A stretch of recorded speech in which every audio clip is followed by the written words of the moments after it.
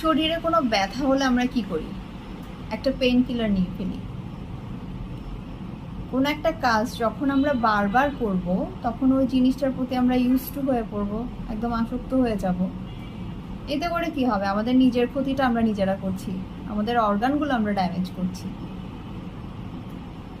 এতে করে হয় কি, আমরা যে জায়গায় আমার আঘাতটা লাগলো, আমার ওই জায়গায় কেন আঘাতটা বা ব্যথাটা হচ্ছে সেই জিনিসটা আমরা খুঁজতে চেষ্টা করি না, উল্টো কি করি, একটা পেইন কিলার নিয়ে নিই। একটা পেইন কিলার কখনো একটা ট্রিটমেন্ট হতে পারে না। আর আপনার ঘরে যদি একটা ছোট্ট সদস্য থাকে, তাহলে তো এটা একটা কমন ব্যাপার, আঘাতটা লেগেই থাকবে। আজকে আমি একটা চমৎকার মেডিসিন নিয়ে কথা বলবো, সেটা হচ্ছে আর্নিকা মন্টেইনা।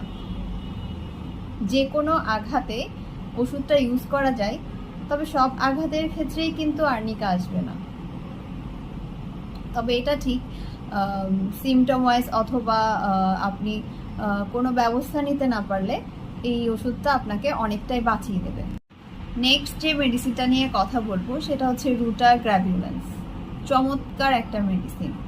যদি আপনার হাড়ে আঘাত লাগে, অর্থাৎ শরীরে যে অংশে মাংসপেশিটা কম, সেই স্থানে যদি আঘাত লাগে, তারপর হচ্ছে যাদের ইউরিক অ্যাসিড বেড়ে যাওয়ার কারণে যে পেইনটা হয়, আর একটা চমৎকার জিনিস হচ্ছে বাইকাররা যখন দীর্ঘক্ষণ বাইক চালানোর পর পিছনে একটা প্রচণ্ড ব্যাক পেইন হয়, ওই ক্ষেত্রে কিন্তু এই ওষুধটা চমৎকার কাজ করে। এরপর যে মেডিসিনটা নিয়ে কথা বলবো সেটা হচ্ছে সিমফাইটন।